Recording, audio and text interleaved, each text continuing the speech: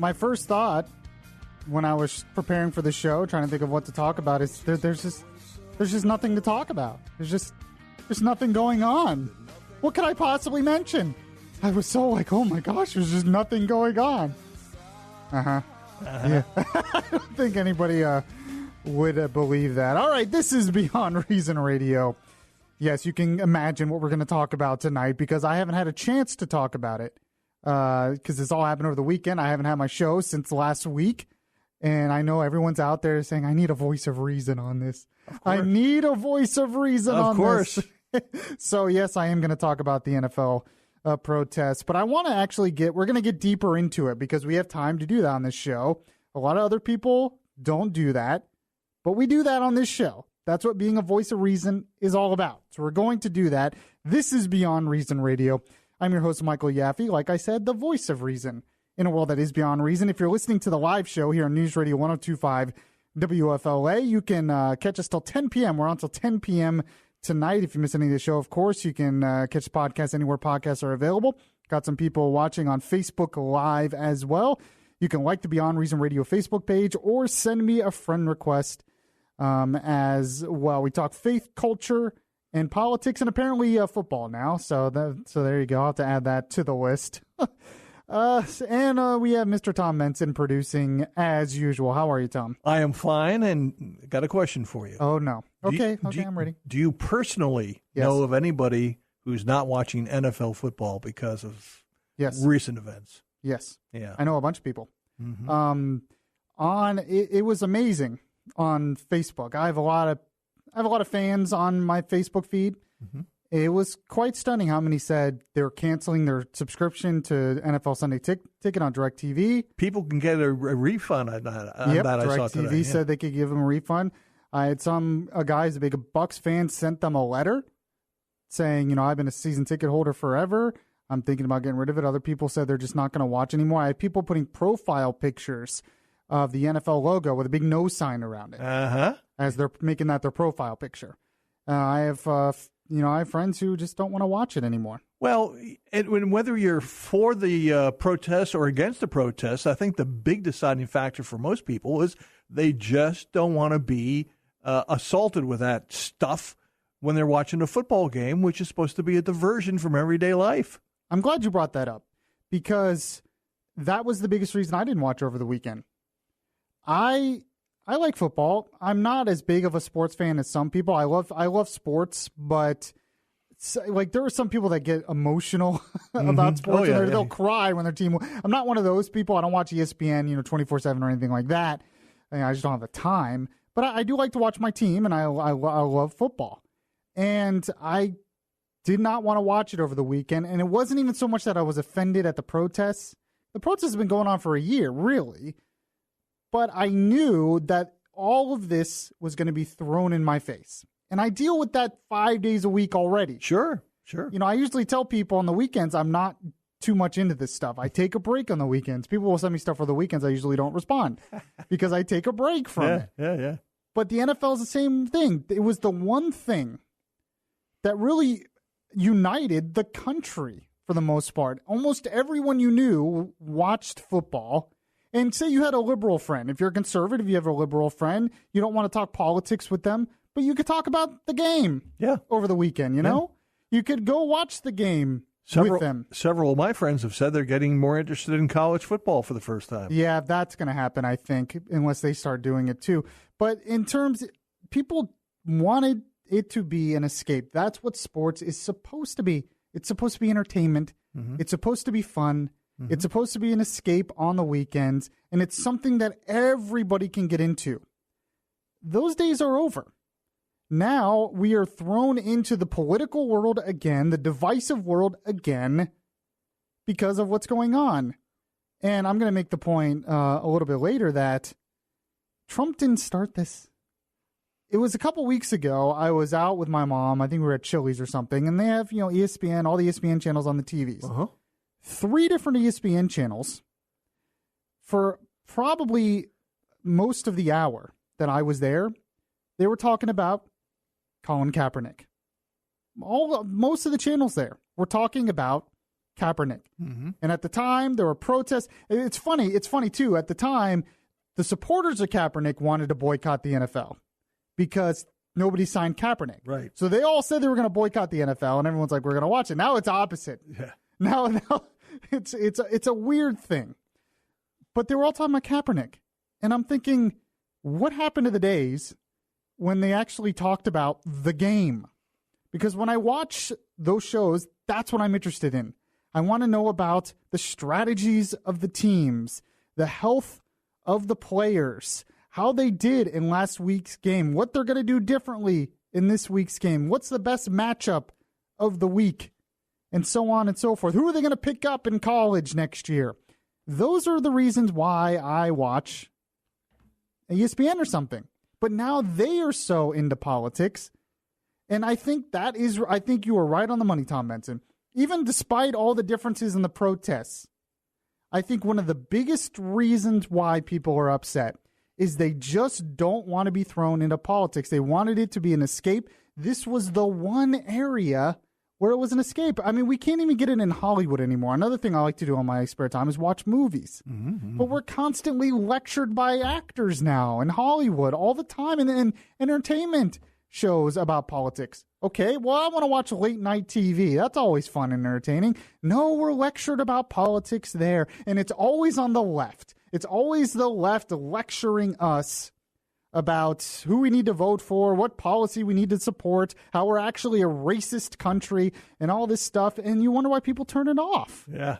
Yeah. And that is where we are. So there's so many different issues about this NFL protest thing I want to get into. One, there's a part of me that doesn't like talking about this because I sense a lot of groupthink, and I hate groupthink. I'm so tired of groupthink. We're all just following our crowd and not actually thinking as an individual. And that bothers me. Here's the point I want to make on that. I think that kneeling for the national anthem is disrespectful to our country. And honestly, I keep hearing all these people say that, well, the intention is not to be disrespectful to our country.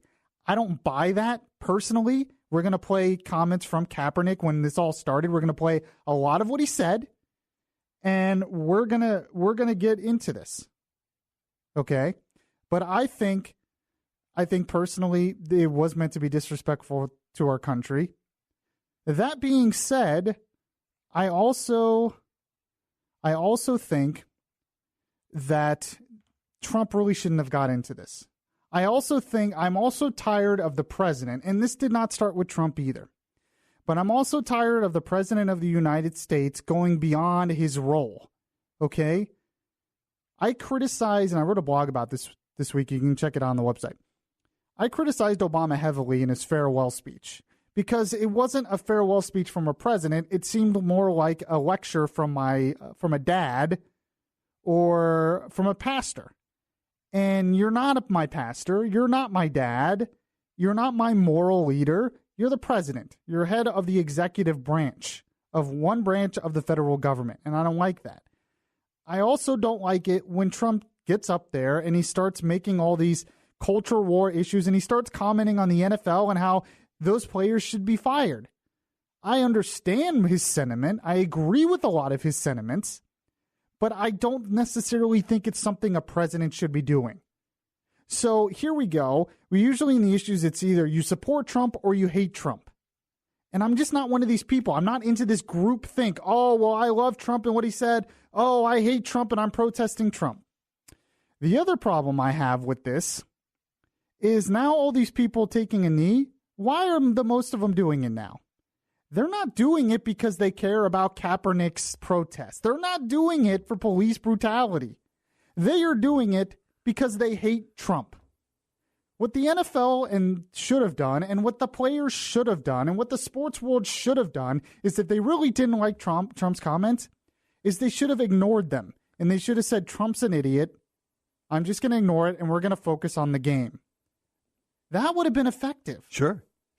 But what did they do? They did the opposite. So now because they hate Trump and everything in the world now is about whether you love Trump or hate Trump. That's all we ever talk about anymore. If you love Trump or hate Trump, they go out there and they do something that's inherently offensive to the majority of Americans because they hate Trump.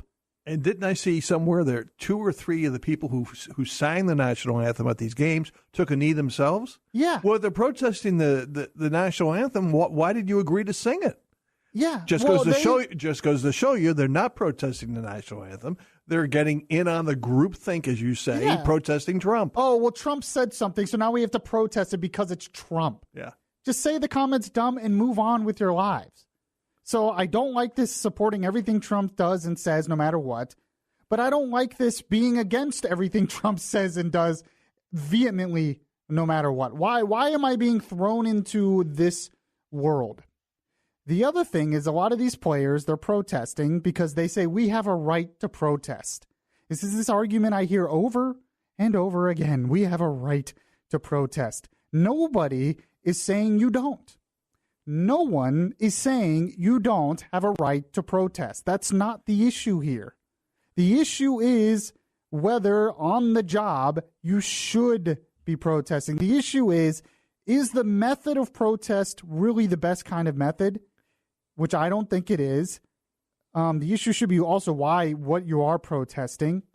But should you be doing it on the field of an NFL game? And if you do it on the field, on your job in an NFL game, what are the repercussions? Should there be repercussions from your employer on that? No one is saying these people should be arrested and thrown in jail. Trump didn't say these people should be arrested and thrown in jail. So it's not a right issue because, see, nobody is being honest about this. This is another one of these topics no one's being honest about. The other thing that bothers me, I keep hearing people saying, well, Kaepernick's protest has been effective because he's brought awareness. He's brought awareness to the issue, and that was his goal, and he has been successful. I've not seen him be successful. All he has done is get people against him. He's gotten more people against him than for him, I bet, from this. If you really believe, and this is another problem with this, if you really believe police brutality is such an epidemic in this country, which I don't, the evidence isn't there. I don't see the facts. I see anecdotal evidence. I see instances where I even agree, yes, that shouldn't happen, but I don't see this mass police brutality, racist police brutality in this country. I don't see mass oppression in this country at all.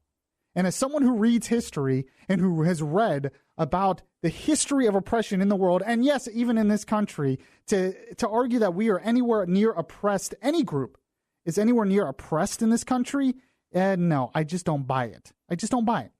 That being said, if you perceive that this is a real thing, then how do you expect you're going to need people on your side? You're going to need, if you're black, you're going to need whites on your side. You're going to need that in order to put forward your agenda and actually get some positive, constructive results done. You're going to need them on your side. How do you expect to get them on your side if you're protesting and you're disrespecting something that you cherish and hold dear? You're not. So it goes counterintuitive to what you're trying to do. If you're protesting police brutality, then protest that. Then go to you can protest outside a police station or something, or you can have a normal protest. But this is beyond that. You are doing something that is disrespectful to something beyond the cops, something beyond police. You are disrespectful to something that people cherish. And frankly, you're disrespecting what the symbol represents, which is the country, its history, what it stands for, its heritage. Now, that being said, we're going to play comments from Kaepernick. I'm going to go through a lot of them. And this is not just about police brutality, okay? That is not the only reason Kaepernick did that. And I'll go through his statements and tell you, and he'll tell you that that was one of the issues. But Kaepernick has done things and said things that make me think he just doesn't like this country. So how do you expect people to get on your side when you're bashing the country? You're not going to. And that's just the truth. If I'm trying to get Christians on my side, I'm a Christian, but if I'm trying to get Christians on my side on an issue, am I going to start burning Bibles and say, well, this isn't about, offending Christians. It's about religious freedom or something, or freedom of speech. This isn't about offending Christians, but I'm going to do these mass Bible burnings. Do you honestly think you're going to get Christians on your side by doing that? Oh, well, that wasn't the intention. That doesn't matter. You're still doing something that's inherently offensive to Christians, and you're not going to be able to get them on your side with that kind of protest. So I don't buy this argument that Kaepernick wanted to get whites on his side. And that's one of the biggest problems I have with all of these protests. When we talk about protesting radical Islam, going against radical Islam, one of the goals should be to get good Muslims on our side. It's the same thing here. If we're protesting police brutality, we need to get good cops on our side. We need to get whites on our side. If you're protesting that, how do you do that if you're wearing clothes where pigs are dressed as cops, or you're saying cops are pigs? How are you going to accomplish that? You're not. So there's a lot more we're going to get into. If you want to comment, you can call 407-916-5400. You can text to 23680. You can comment on Facebook Live as well. A lot more to get to. We're going to play some comments. This is Beyond Reason Radio. I'm your host, Michael Yaffee. We'll be right back. If you miss any of the show, you can download the Beyond Reason podcast on iTunes. The voice of reason in a world that is beyond reason is back now. So in some ways, in a lot of ways, actually, this was politically smart of Trump, believe it or not, even though it's incredibly divisive. He was already pretty divisive and unpopular, but in a lot of ways, it should have been a very bad week for Trump. You have problems in Puerto Rico. Mm-hmm. You couldn't pass health care. Mm-hmm. Tax reform still a little on the ropes. You backed a loser in an election. And you backed a loser in that election. Mm-hmm. Nobody's talking about those things. Yeah. Really. I mean, they're trying to gin up the Puerto Rico thing now. They're trying to say, oh, this is Trump's Katrina. I just hate all that stuff. I hate this politicization of natural disasters now. We politicize everything in this world. We're politicizing the NFL. We're politicizing Hollywood. We're politicizing natural disasters. Maybe it's just a disaster. Not anyone's fault. It just is, and we're trying to deal with it. But they're trying to make it, oh, it's Trump's Katrina. This is hard. I think Trump's comments were right in that this is difficult. They're on an island. There has been no access to the island, barely any access to the island. The power on the whole island is, I was just going to take a call and he dropped off. The power on the whole island is gone. And then to act like, well, we should have done more. Well, you're right. Maybe we should have, but that always seems easier in hindsight. And hindsight is 20/20 on that. So this whole idea of politicizing natural disasters all definitely bothers me. But in terms of politically being smart, he knows that he can win with his side when he talks about this culture war stuff. He knows that people are going, his supporters, his base, are going to be fired up and totally agree with him. We're seeing that's happening. And in terms of when you actually look at the polls and see how many people think it's appropriate or inappropriate for them to kneel during the national anthem, Fox News poll just came out, said now it says 55% think it's inappropriate, 41% think it's appropriate. So the majority still support Trump, although last year 61% thought it was inappropriate, 32% thought it was appropriate. So now you have less people who think it's inappropriate. Why do you think that is? Because it's Trump. Mm-hmm. And just because Trump said it, they have to change their mind. More of that groupthink stuff. So, but in terms of politics, we're not focused on healthcare. The biggest story this week should be the fact that healthcare repeal once again, did not pass. Nobody's talking about that. The biggest story should be, Trump's guy lost. There was some talk about that, and we actually might get into that a little bit because I don't really think that's a negative on Trump as much as maybe some want to say it is. And there's a reason to point that out, actually. Actually, you know what? Let's do that now. I have a comment from Roy Moore up there. I want to get to this real quick. We're going to get into more NFL stuff. If you want to call, you can call 407-916-5400 or text to 23680.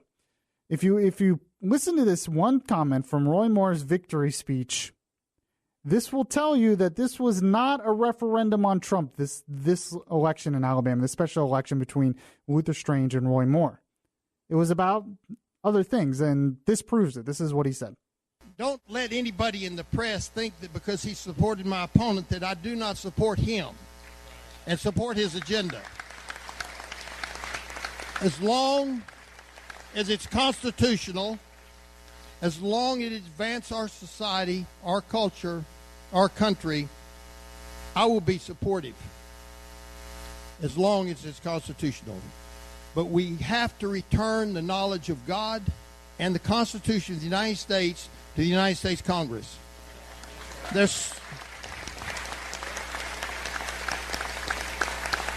I believe we can make America great, but we must make America good, and you cannot make America good without acknowledging the sovereign source of that goodness, the sovereign source of our law, liberty, and government, which is Almighty God.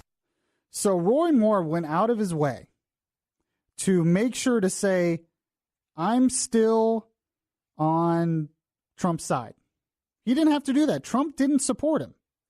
But he went out of his way to say, look, I'm still going to support the president. If this was a referendum on Trump or a referendum against Trump, he wouldn't have come out and said that.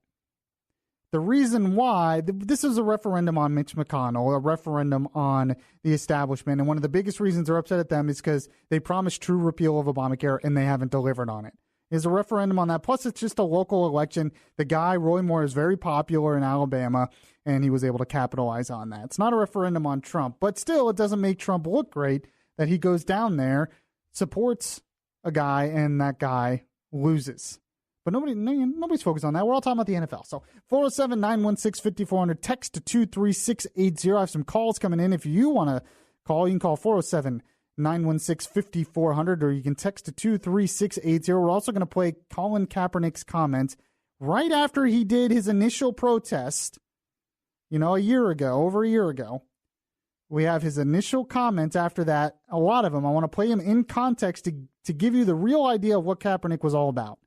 And then you can get your opinion off of that. 407-916-5400, text to 23680. This is Beyond Reason Radio. I'm your host, Michael Yaffee. We'll be right back. If you heart Beyond Reason Radio, listen to the Beyond Reason Radio podcast on iHeartRadio. Just download the iHeartRadio app and search Beyond Reason Radio. This is Orlando's Smart Talk Radio. Beyond Reason Radio continues now. Yes, welcome back to the show, everyone. This is Beyond Reason Radio. I'm your host, Michael Yaffee, the voice of reason in a world that is beyond reason. We are on until 10 p.m. tonight here on News Radio 102.5 WFLA. We're also on Facebook Live as well. You can like the Beyond Reason Radio Facebook page. You can send me a friend request on Facebook. I'll accept it. Or you can follow me on Twitter at Beyond Reason R. So we have a very interesting call here. We've been talking about the NFL protests, obviously. It's going to pretty much dominate the show. I didn't get a chance to talk about it much because I haven't been on the air since it happened. So I definitely wanted to give my take and get your take as well. But we have an interesting call here from someone who is a former player in the NFL and is a coach now. Coach LJ in Sanford. I really appreciate you listening and coming on with us. How are you? I'm doing well, Yappy. How are you? Doing pretty good. So what's your take on all this? Well, obviously, I believe everyone comes to this situation with their own personal paradigm. Okay. And as they process the information, depending on how you approach it, you're going to come up with different conclusions. So I don't think that's a right or wrong position to be on.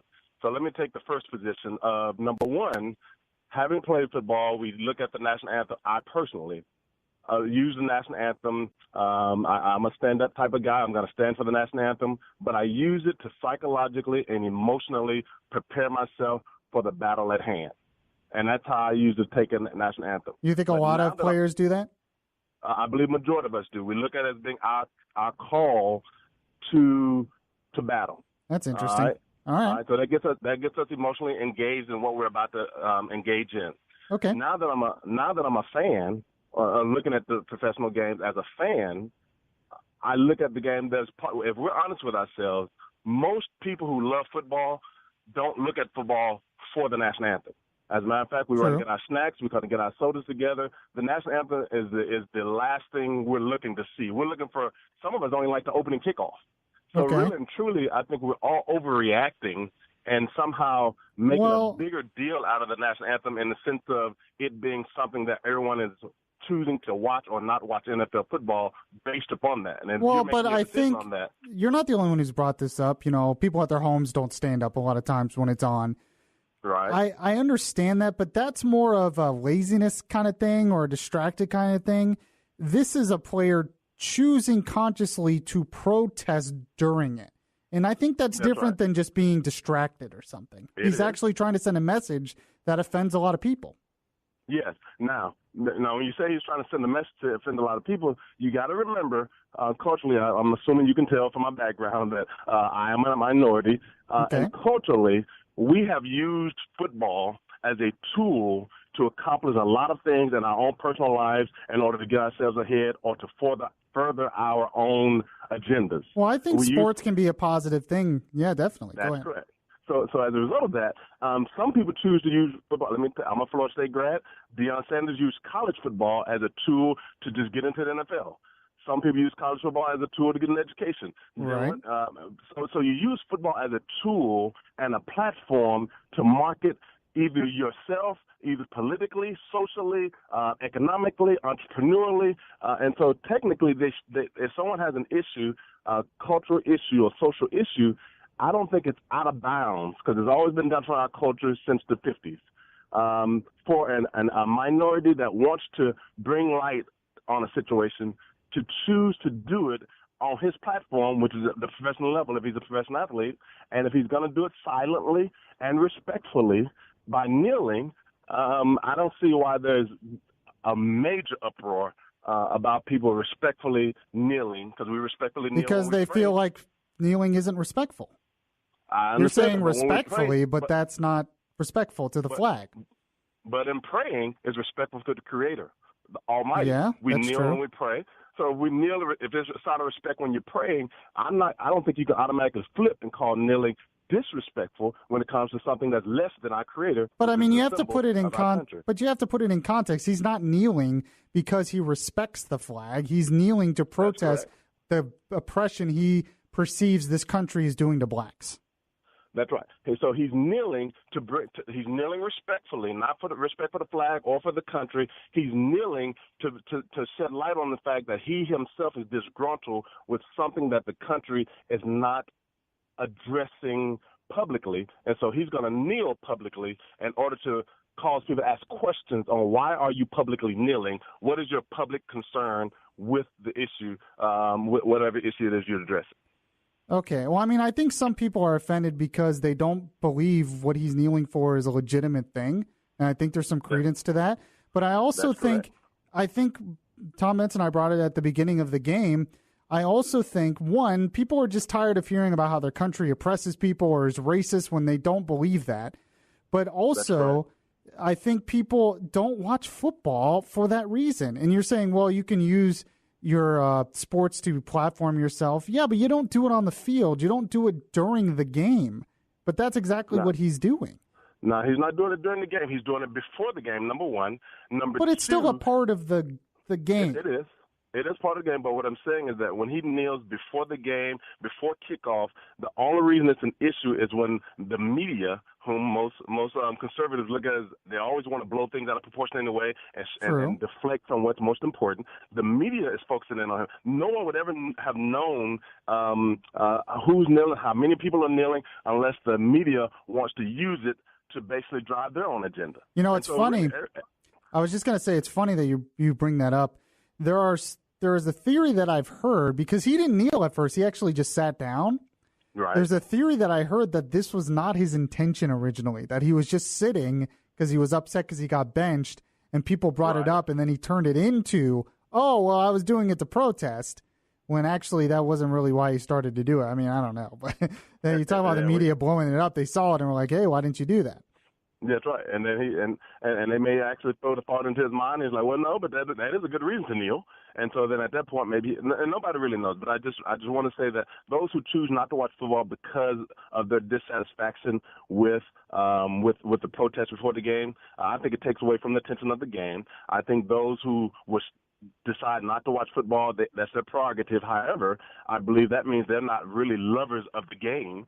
And so as a result, they can walk away, because I only look at it if it's a singer that I like. If it's somebody I think is going to be blowing, I'm going to listen to them do the national anthem. If it's someone I'm not interested in, I'm going to make sure I get my snacks and get ready, and I might catch the game in the first couple of minutes of the first quarter. Well, I mean, and I understand that, and I really appreciate your call. This is a good call. I like we're able to have a good conversation. I think the majority is they don't want to, it's a political message. And people, and one, it's kind of a bad message for the country, but it's a political message in that, he has this certain viewpoint, and people are not watching football to get that political message. And I think it even goes beyond Kaepernick. Kaepernick's one thing, but then, like you said, the media blows it up. So I gave an example earlier in the show that I watched, ESPN while I was out to lunch one day. They had all three ESPN channels on the TV, and all three of them were talking about Kaepernick for like an hour. And I'm thinking, if I'm a sports fan, I don't want to be bombarded by this when I'm dealing with sports. That's not why I watch. I'll watch a news show if I want to deal with that. Right. And the truth of the matter, I think everyone is calculating how much of this do we need to do in order to keep our ratings and keep ourselves relevant, when in actuality, if you're watching ESPN, there's a number of different sports things that could be covered outside of this political chaos. And I will call it chaos. But when it's all said and done, I take offense when people try to box me in personally and say, well, listen, here's what you're able to do and not able to do. And if you box me in, that means I'm one dimensional. And there's so many levels and facets and dimensions to a human being that it's hard to try to isolate them down to one or two of those events. Well, allow people to be uniquely themselves, as long as they're not disrespectful and not infringing upon other people's freedoms. Well, both sides need to do that, but I appreciate your call, man. Please call again. I love listening to you, and I love listening to Budman in the morning. I consider myself an independent, but I've always kind of leaned a little bit more liberal. But I love the conservative perspective. I love democracy. I love our country, and I love pointing out several things about people come to things with their own paradigm, and it's almost impossible for them to interpret it through any other paradigm. And we have to be respectful of that reality. Well, and that's why we need humility, because we're limited, because we're human beings. Because we're limited, that's right. Well, listen, Yaffee, thank you so much, and I'm going to be calling you guys from time to time. I'm Coach LJ from Sanford, Florida. I played seven years in the NFL, and I'm glad to be able to shed some light on this because I love politics as well. What team do you play for? If I do that, I'll blow my cover. Oh, okay. All right, thanks, LJ. I appreciate it. All right, we got some more calls coming in as well. I do want to eventually get into Kaepernick's comments. I mean, we had a pretty good conversation there. I don't mind having a conversation with people that I kind of disagree with, although I don't think we disagree on everything, so we can actually come up with some constructive conclusions. Because there is one thing that he brought up that I agree with, is that we are so involved in groupthink. We are so involved of just labeling people immediately when we're really all individuals, and we all have our different paradigms, and we all have our different motivations for different things. And, that makes a difference. And we don't like to do that anymore. We like to group ourselves. It's just the times we live in. I've talked about that many times. But I want to get into Kaepernick's comments as well. 407-916-5400. Text to 23680. This is Beyond Reason Radio. I'm your host, Michael Yaffee. We'll be right back. It would be beyond reason not to listen to Yaffee on your TuneIn Radio app. Download the app today and search Beyond Reason Radio.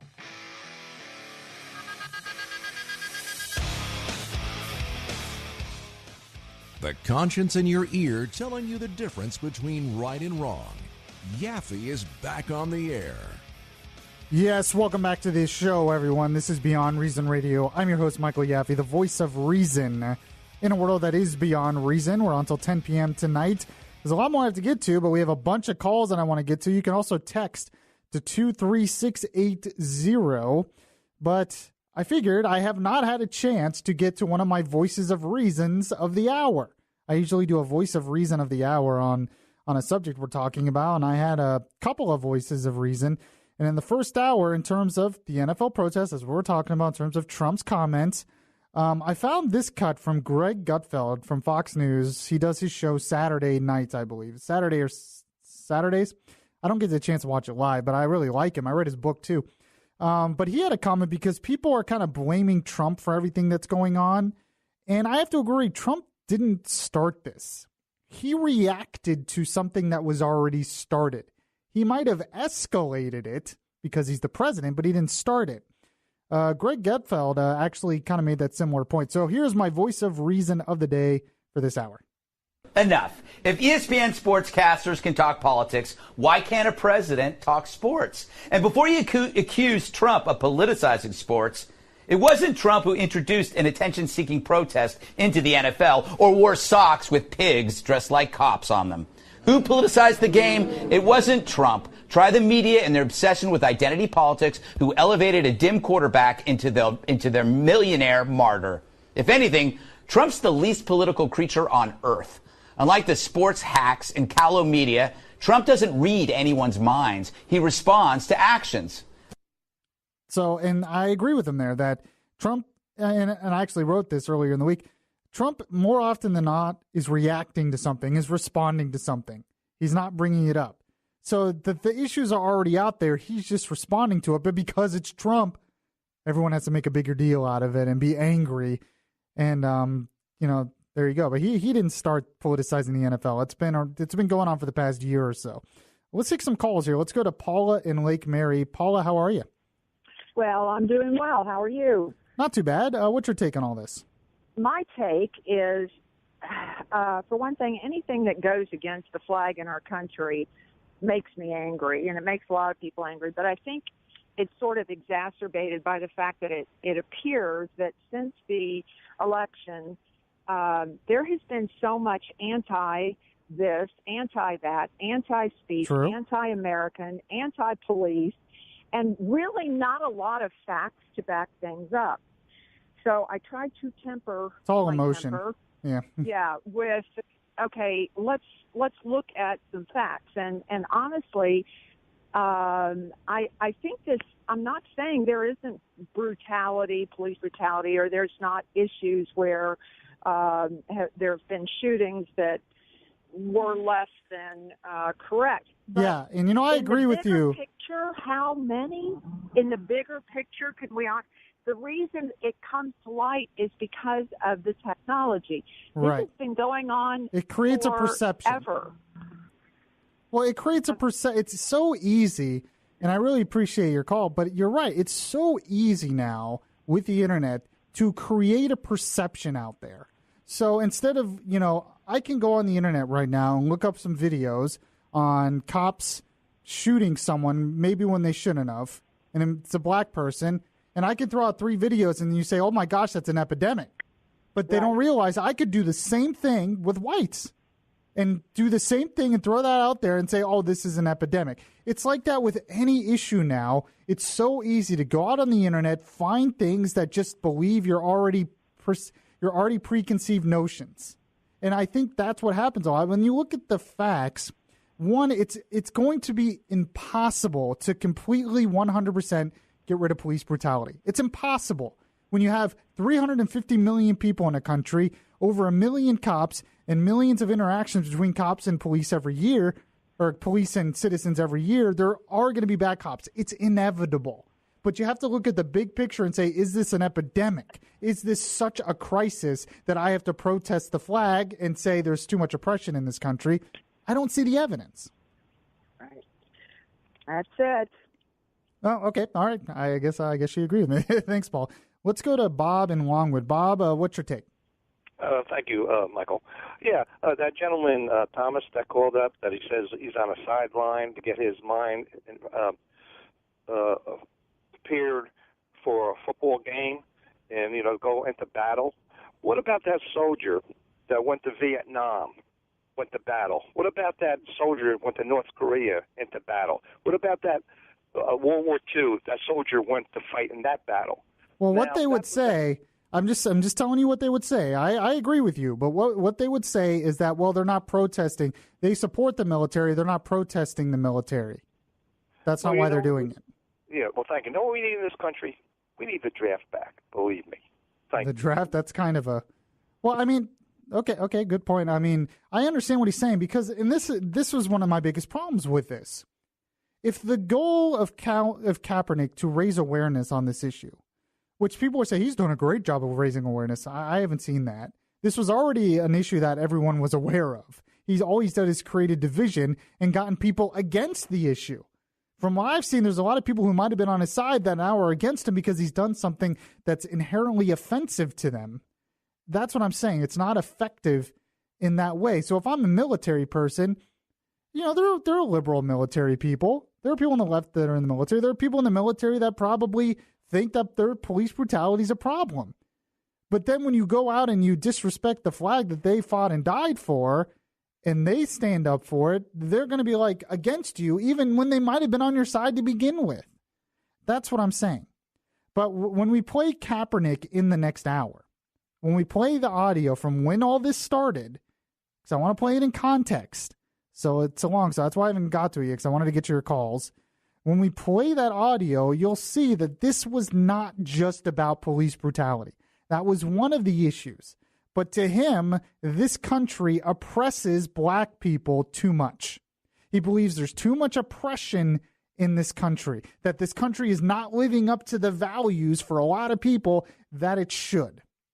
Now, it's never going to be 100% perfect. It's never going to 100% live up to the values it espouses. And there has definitely been times in the past, for sure, that it has not lived up to the values for minorities in this country. But where I disagree with them is that we're not living up to it mostly now. I just don't see the evidence. I see perceptions, but I don't see the evidence. By the way, I just got a text that came in. You can text it to 23680. It says, Michael, love the show and do support you. It says, truth, I would be willing to die for my country, but never even consider dying for my favorite football team. These people do not understand the depth and seriousness of this implication. That was Jeff from Mineola. So there you go. You can text it 23680. So in the next hour, we have a lot more to get to. I have another voice of reason of the day. I wanted to play Trump's comments. I want to play his full comments on this. And I also want to play Kaepernick's comments. And I think we're going to do that first. When this all started, the press asked him why he was sitting. And he gave his take. And it wasn't just police brutality. There's much more to this than I think most people even realize. So we'll get to that as well. This is Beyond Reason Radio. I'm your host, Michael Yaffee. We have one more hour to go. If you missed any of the first hour, you can catch the podcast anywhere that podcasts are available. You can follow me on Twitter at Beyond Reason R or watch the Facebook Live video as well. And, well, we'll be right back. To a conscience knowing so well.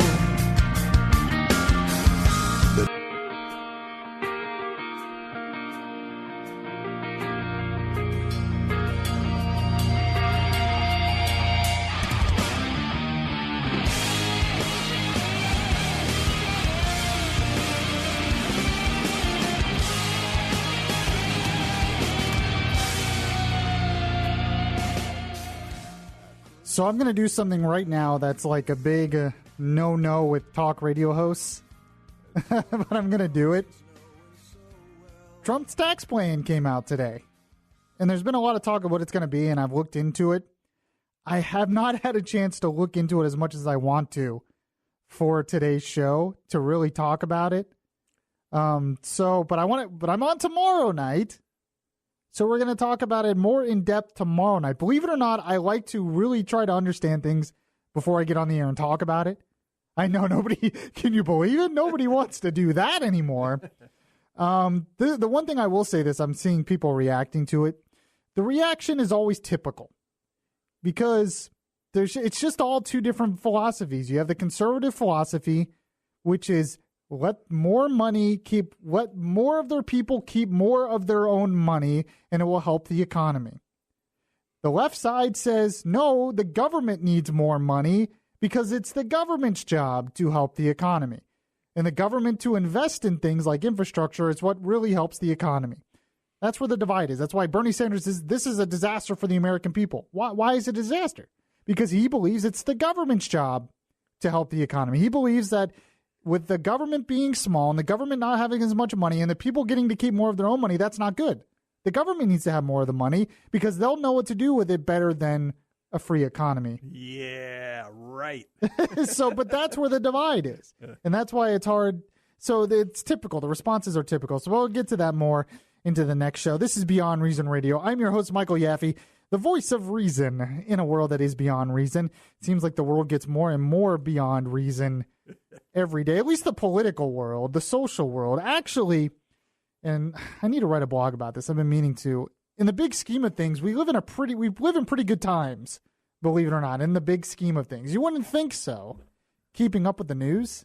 But actually, in terms of history, we live in actually really good times. You make a good point, because I read an article, a couple of months ago about the microaggressions reported by college students. Ugh. The fact that they're complaining about microaggressions means there's no big stuff they're worried about. Well, and that's a good point. They don't have to worry. They say a country. How's the saying go? It says, a country with no bread, a country with lots of bread has many problems. A country with no bread has one problem. So it shows, we have a lot of problems, but in a lot of ways because we're so good.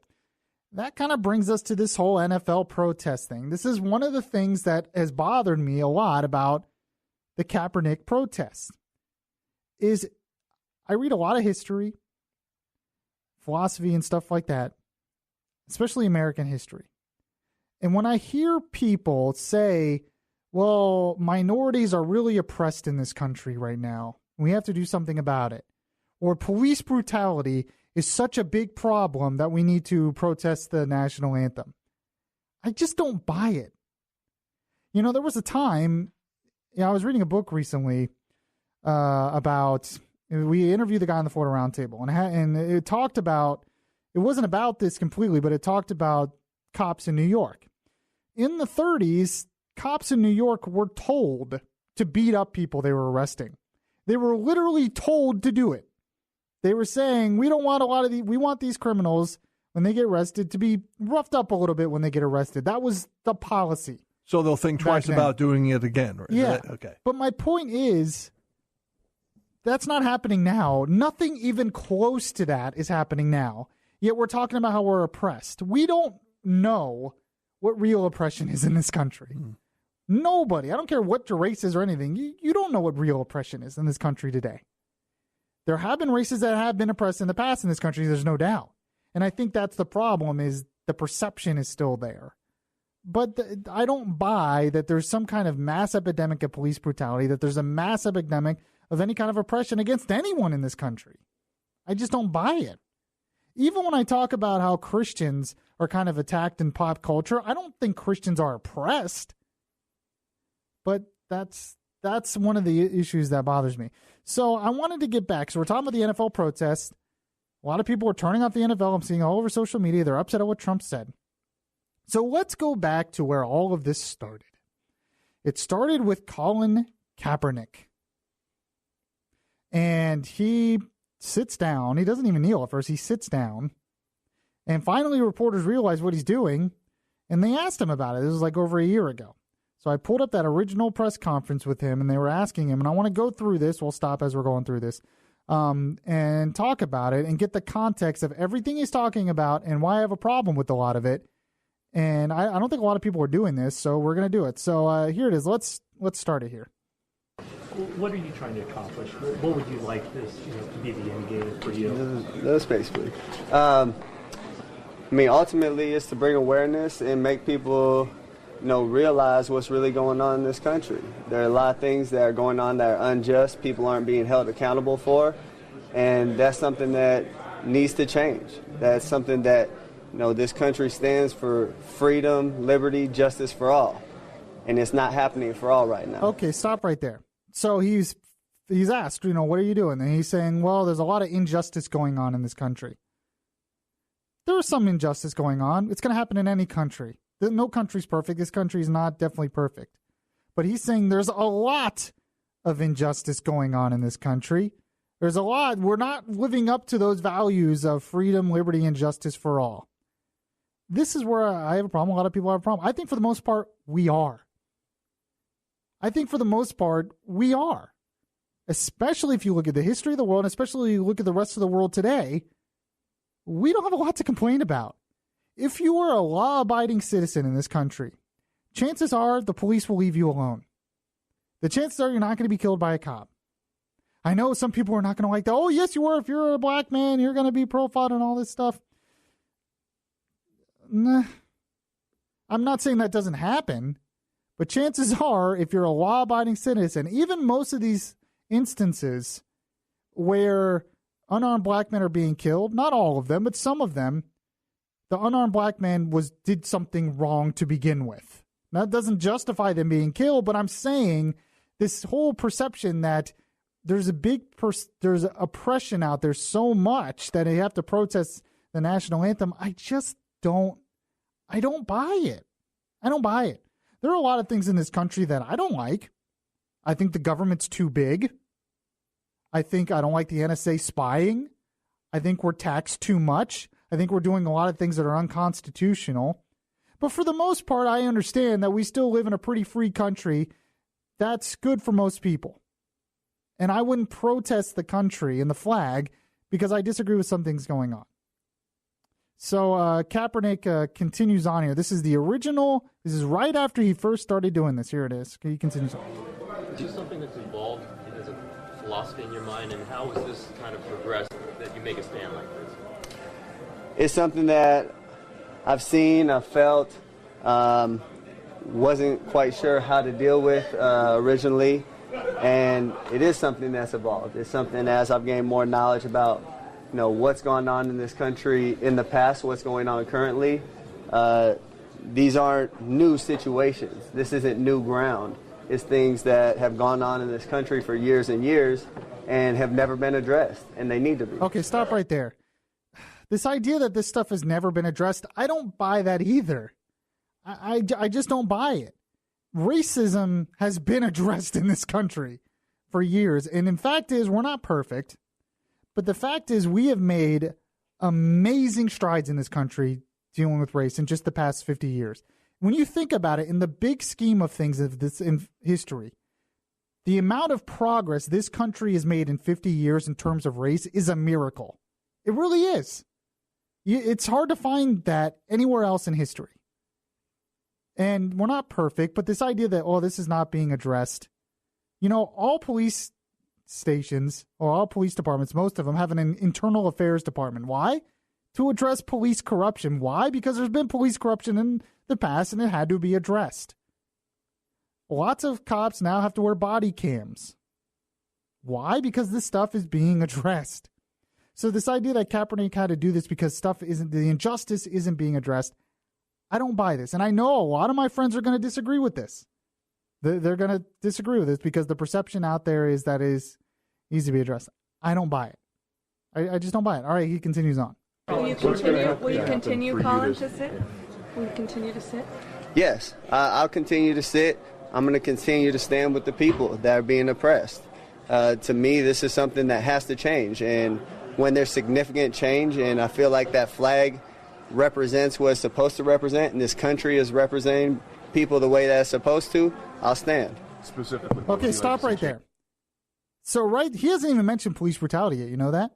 You realize that? Yeah. He's saying that people are being oppressed in this country. His specific words is that people are being oppressed in this country. So this is much more than police brutality. He believes that this country oppresses people. Really? It might not be completely 100% fair to everyone, but oppresses people? Oppression? I see no evidence. I don't see the evidence in my personal life. I don't see evidence in the statistics. I don't see the evidence. So finally, he gets to the police brutality thing. Here it is. In order for you to stand. There's a lot of things that need to change. One specifically is police brutality. There's people being murdered unjustly and not being held accountable. Cops are getting paid leave for killing people. That's not right. Okay, stop right there. They're getting paid leave for killing people. Not quite right. No, for one, not all of them were unjust. Two, a lot of times the cops are arrested. There was that video that came out earlier. I think it was last year, where a cop shot a guy in the back. It was a black man. He was arrested and charged with murder. That happens. It's happened my whole life.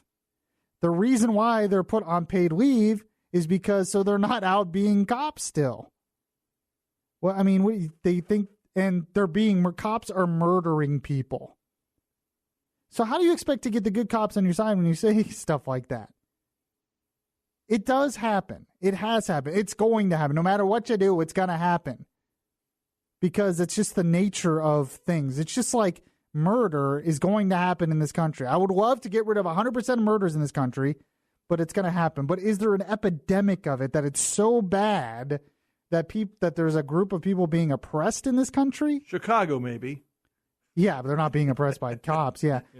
That's where I have a problem with. Now notice he said one thing is police brutality. I bring up things and they say, well, he's just protesting police brutality. No, he's protesting a lot more. He admits it there that he is protest. That's just one of the things. And you listen to his later comments. He talks about how he wants universal health care, how he loves communist Cuba, things they did for education and health care and apartheid and all this stuff. And every country should be like that. Trust me. I know what he is. This is more than just one issue that he's trying to make awareness with. And I'm playing his words here. He continues on. It's not right by anyone's standards. Colin, so many people see the flag as kind of a symbol of the military. How do you view it, and what do you say to those people? I have great respect for men and women that have fought for this country. I have family. I have friends that have gone and fought for this country. And they fight for freedom. They fight for the people. They fight for liberty and justice for everyone. And that's not happening. I mean, people are dying in vain because this country isn't holding their end of the bargain up as far as, giving freedom and justice and liberty to everybody. It's something that's not happening. And I've seen videos. I've seen circumstances. I've seen videos too. Yeah. Where men and women that have been in the military have come back and been treated unjustly by the country they fought for and have been murdered by the country they fought for on our land. That's not right. Do you personally feel oppressed? Personally? Okay, stop right there before he talks into that. So he talks about, what about this offending the military? Well, and he's like, well, I respect the military. Okay, that's good. A lot of people don't think he does, but at least he admits it there. That's good. But he's saying this country isn't holding up its end of the bargain. I keep hearing this idea that he's not protesting the country. Everything I'm hearing from him, his words, are he's protesting the country. He believes this country is not holding up their end of the bargain, that they're oppressing too many people, that they're not giving liberty and justice for all. And you expect people who love the country to just say, oh, well, he's right. I'm not offended. Of course we're not going to do that. Because the majority of the times, we are standing up for those ideals. More now than ever in the history of the world, probably. And yet he's saying no. He's protesting the country. That's why he's doing this. It's more than just one issue. He continues on. In situations where I feel like I've been ill-treated, yes, but this stand wasn't for me. This stand wasn't because I feel like I'm being put down in any kind of way. This is because I'm seeing things happen to people that don't have a voice, people that don't have a platform to talk and have their voices heard and affect change. So I'm in a position where I can do that, and I'm going to do that for people that can't. So at least he admits there that he isn't really doing it for him because he hasn't really been oppressed. That's another issue that's really hard for people here. Because you're a fan of the NFL, and you just happen to be white, and you see these NFL players saying they're protesting oppression, yet those players have been giving more opportunities than I ever have. I have not been giving nearly the opportunities as most of those players. Most of those players had free rides through college. get drafted into the NFL, are making millions of dollars at a very young age, have massive amounts of fans, popularity, and they're pretty much set for the rest of their lives if they do it right. That's a lot more opportunities than I've been given. And they don't buy 50 expensive automobiles. Yeah. But that right there, they have been given more opportunities than I've been given, yet they're protesting oppression. That's what's hard to buy. So we're saying, well, it's not for me. It's for other people that I'm seeing. Okay, I guess. I don't see the evidence. That doesn't mean it doesn't happen ever. But more often than not, these are exceptions to the rule. 407-916-5400. Text to 23680. We'll keep talking about this and much more. By the way, I will end the show with things that made Yaffee laughy, of course. We'll end on a lighter note. And, we'll be right back. Download the iHeart Radio app and catch the Beyond Reason Radio podcast.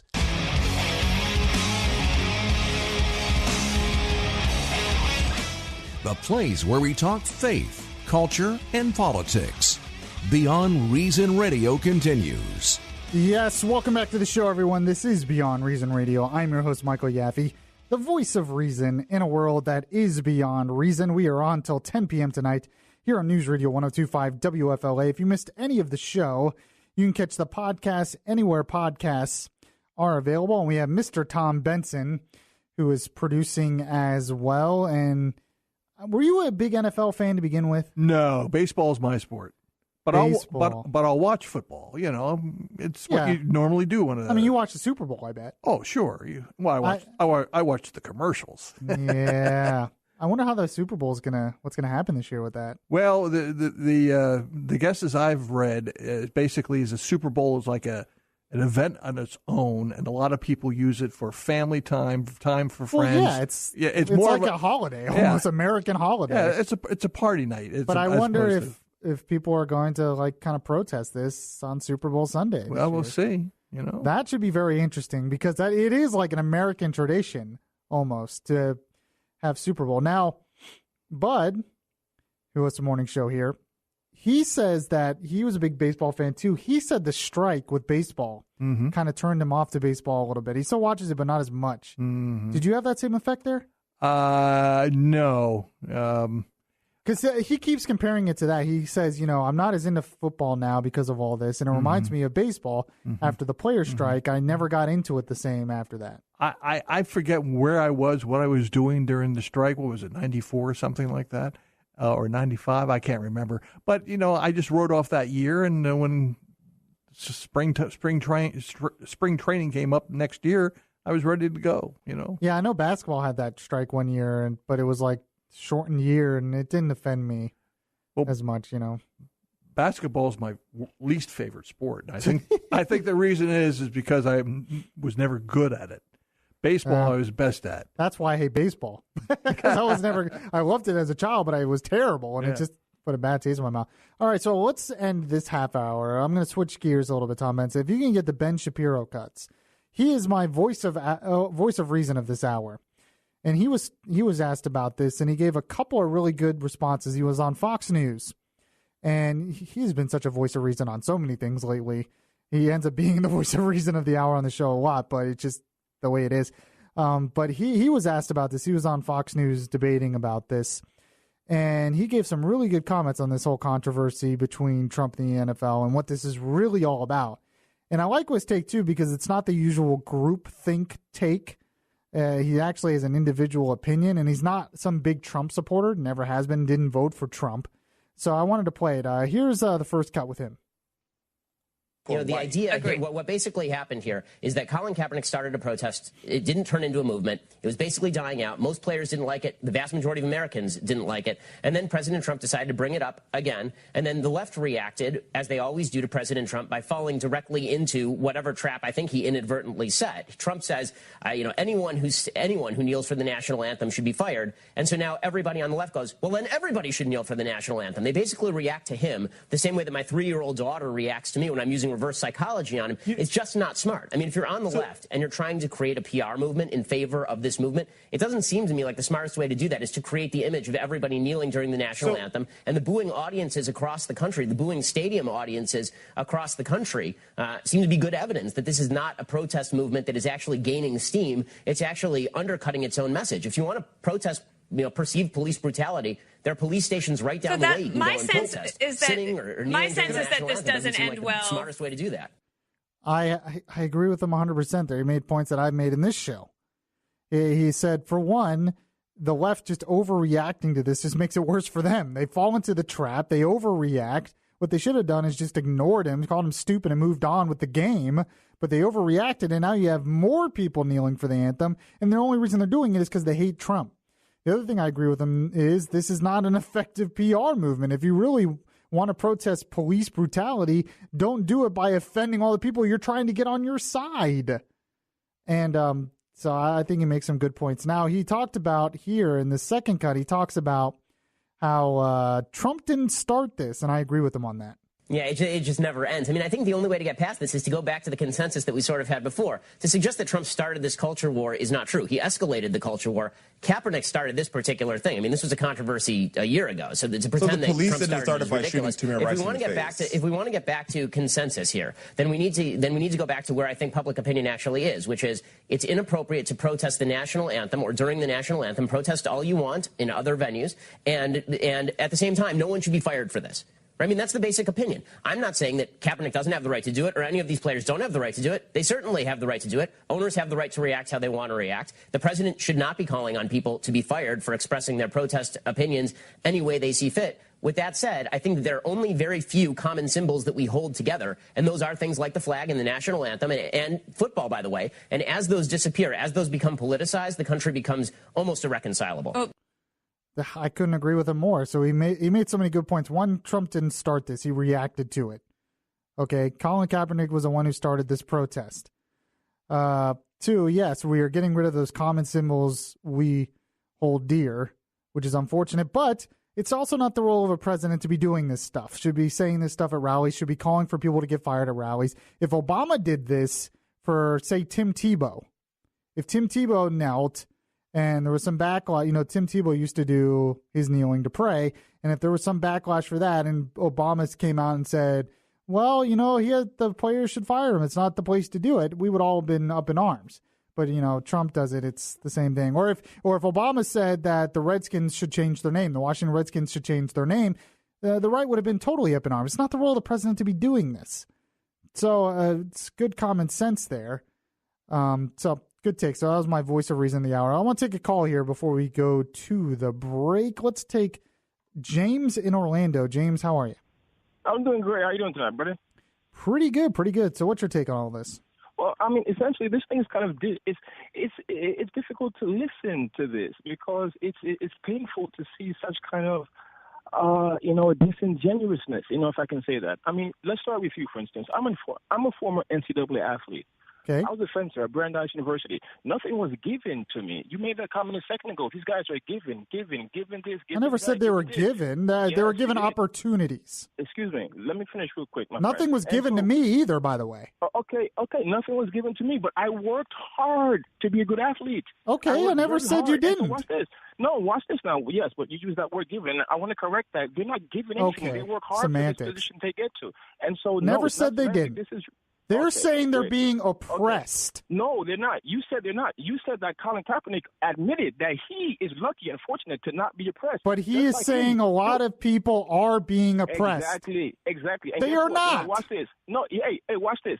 I'm not a female. I'm not this, I'm not that. So, but I still defend women's rights. I still defend LGBTQ rights. You know what I'm saying? Okay. I'm a 6'2" black male, and I'm fortunate. I've never been accosted by police. I've never been beaten by police. I've never been shot by police or any of that stuff. Never in my life. And I'm 37 years old. So I'm see, you're surprised. Well, you're like, I'm not. I'm surprised. I'm not surprised. Yeah, you are, James. Let me talk for a sec. James, I'm not surprised by that. But I hear it all the time by people who say, well, if you're black, you're going to be treated differently by cops. Yet I have a black person I'm talking to who says, oh, he wasn't. I'm surprised you admit that because I don't hear that enough. No, that's not true. What you do here is that many of us black folks are saying we're treated disproportionately this way. We're not saying that just because you're black, it's going to happen. It's disproportionate. It's not what I hear. That we're having. Well, you're talking to the wrong people, my friend. So let me continue my point. So after that, we're not giving anything. We work hard, and we acknowledge that. Like me, for instance, I've never been accosted by police. Thank God. It could happen any minute. I don't know. You know what I'm saying? I'm could happen to me right now. But watch this. Yeah, but a lot more frequently with me. Check this out now. Why? You change it. That's off topic. So now, even though I've not been in that situation, I recognize it's happening to people that look like me. And so if I happen to people that look like me. Yes, but you missed the point I said earlier. It's disproportionately. No, it's not. To people like, okay, there's no evidence. When you look at the actual evidence, there is no evidence of that happening. That is my point. Go ahead. I master's degree from Johns Hopkins in public policy. I'm not speaking from passion. I'm speaking from quantitative analysis. You can look at the Department of Justice statistics if you have the chance to do that. Google it. It's at the top of your fingertips. Don't Google the answer. Google everything I've looked up says, yes, that there are more blacks that are arrested, but they're also committing more crimes because more of them live in lower income areas. That's not true. We're going off topic. We're going off topic. That's a whole different talk show. But my point is this: even though he acknowledges he's not the victim here, but he's taking a stand for those with no voice, and you're taking issue with that. And then you went on to say something about you not being offended by baseball. That's the issue there. Your feelings are too hurt. You're too delicate. You're offended. You're offended. Oh, come on. Toughen up. This is America, my friend. Toughen up, my friend. Come on. You seem almost offended that he's a top athlete because we all work very hard in our craft. I never said I was offended that he's an athlete. What offends me most of all is I'm told I have some kind of privilege because I'm white. And that blacks... You hear white privilege all the time. White privilege. Because I'm white, I have more privilege than black. So you said a black guy works hard to get where he is. I totally agree with that. I worked hard to get where I am, but somehow it was easier for me because of the color of my skin. How does that make sense to me? Okay, well, you need a thorough lesson in history and sociopolitics to understand that. I understand that. There have been times in the past of this country. Trust me, if anyone studies history, it's more me. It's me. There's no doubt that in the past in this country that blacks have definitely been oppressed. I am not saying that. But in my life, in the past 50 years, I haven't seen the evidence to the point that there's this mass epidemic of oppression against blacks. Okay. We choose to disagree. You just admitted that you haven't experienced it yourself. And you're black. I'm speaking. Yes, you're right. I'm speaking for myself, and I just told you that. I'm speaking for myself. I am more than certain that any other black guy will tell you their individual experience. But when this individual experience, when this narrative repeats itself to such an extent that NFL players say, this is fishy. Or maybe there's a perception being created out there that they react differently to things. So if a jerk cop does something to me that's jerky, I don't say it's because he's racist. I just say he's a jerk cop. But if it happens to a black guy, they say, oh, it's because I'm black. That could be a possibility as well. No. If a jerk cop does something to you, he's a jerk cop. If a jerk cop does something to you again, you met another jerk cop. Happens to you again, hey, you got some bad luck going on. And as I mentioned to you before, reference to the Department of Justice statistics. This isn't some website that's being made by some black guy someplace, since you don't trust our perception. This is the Department of Justice statistics, okay? Look at that. And when you see I've looked at all those statistics.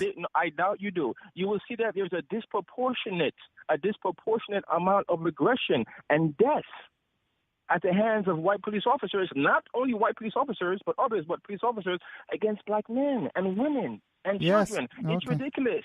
It's ridiculous. Look, we can choose to disagree, but I would like for you to stop speaking from a point of passion and do some hard quantitative. Okay. I get so sick of people telling me I haven't done the research. Oh, you're just talking with emotion here. Everything I argue against is from emotion. You think Kaepernick's done the research? He's talking from emotion. Every time I bring up this issue of race, someone like him is talking from emotion. And I'm bringing up the stats and, oh, that's not true. Yeah, whatever. 407-916-5400, text to 23680. And then I bring up, oh, well, I'm supposed to believe that I have some kind of privilege because of the color of my skin. When I don't see that. I don't decry NFL players for working hard for what they get. They had the opportunities. But I worked hard to get where I am too, but it was easier for me is what I'm told a lot of times because I'm white. Oh, I'm supposed to okay. 407-916-5400. Text to 23680. This is Beyond Reason Radio. I'm your host, Michael Yaffee. We'll be right back. If you like Beyond Reason Radio, well, make sure to show it by liking the Facebook page at facebook.com/Beyond Reason Radio.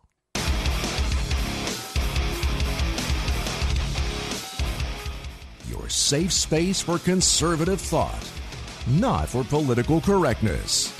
Yaffee is back right now. Yes, welcome back to the show, everyone. This is Beyond Reason Radio. I'm your host, Michael Yaffee, the voice of reason in a world that is beyond reason, or I try to be, I guess.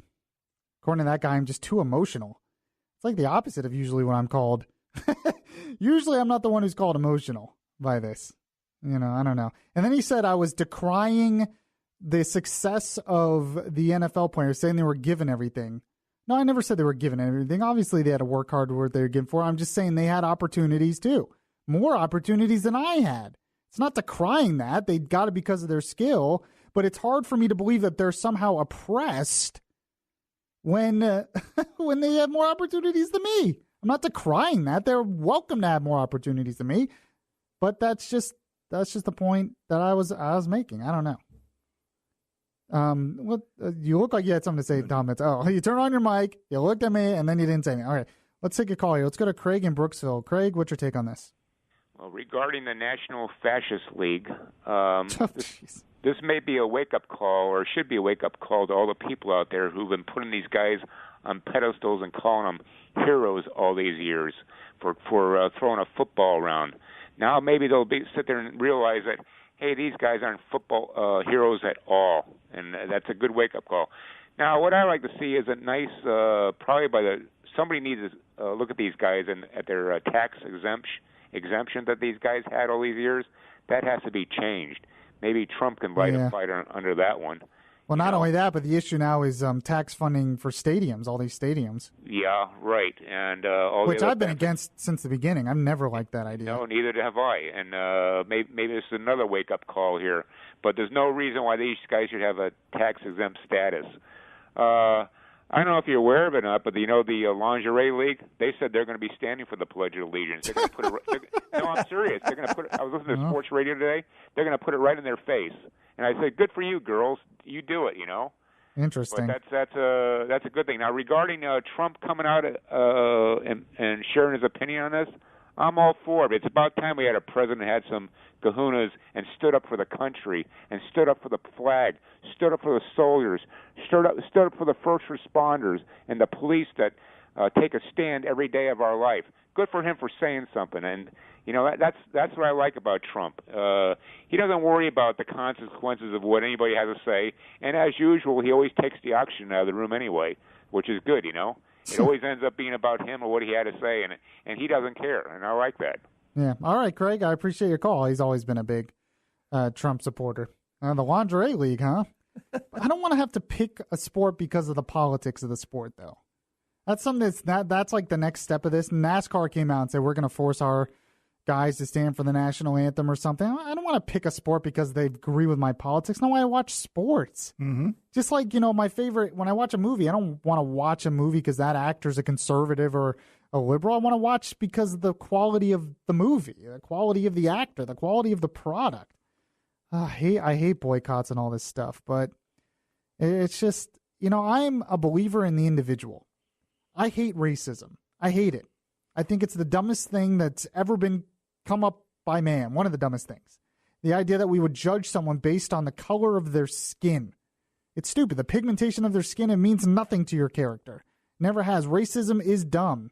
That's why I always respected Martin Luther King when he said that should be judged on the content of your character. That is what we should be judged on. Not by the pigmentation of our skin. That's stupid. It'd be like judging someone by the color of their eyes. Or their hair. Or their hair or something. That's dumb. Oppressing people for that reason is stupid. And it's one of the worst scourges of history. And it started way before America, by the way. America principle actually kind of led to it being eradicated. But it's just now what's happening is, but it also goes with police. So there are individual police. Most of them are good. There might be individual bad ones. Okay, let's root out the individual bad ones. I'm totally for that. But I hear people say the system is injustice. The system is inherently racist. I just wonder what the goal is of all this. The goal used to be to unite the country. The goal used to be for whites and blacks to come together, just like Martin Luther King said, where we judge each other based on our individuality, I guess. That used to be the goal. Sometimes I just don't think that's the goal anymore. I just wonder if that's the goal from a lot of these civil rights leaders. Is the goal for us to be at a point in this country where we're colorblind, where we judge based on our individuality, where we judge based on the content of our character? That's what I want to believe the goal is, but I don't see it. 407-916-5400. We'll end with things that made Yaffee laffy. This is Beyond Reason Radio. I'm your host, Michael Yaffee. We'll be right back. Subscribe to the Beyond Reason podcast today on your Stitcher app and hear the voice of reason anytime.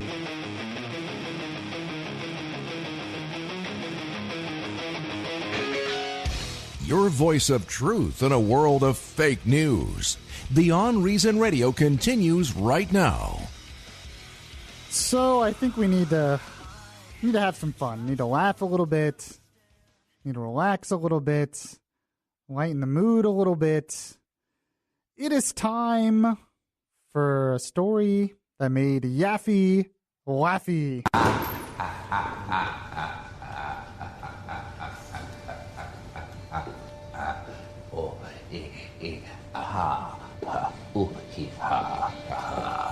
Yes, it is that time, and this story, well, it's pretty beyond reason. It's actually out of Florida, believe it or not, out of Lakeland, that this guy did this.